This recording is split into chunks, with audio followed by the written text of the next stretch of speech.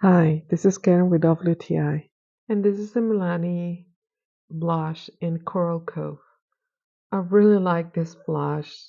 Even though it's a powder blush, I can apply it directly into my skin and it will stay.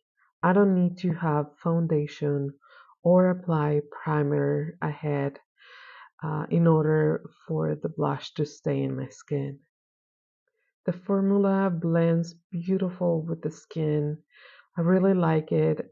It brings up so much alive into my face, as you can see.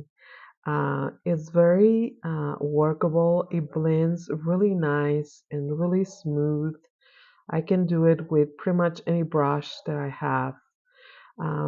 As you can see in my hand, it has this little sparkle and it's really subtle, so it's not overwhelming at the same time. So it brings this little shine into my face, and that's my point of view.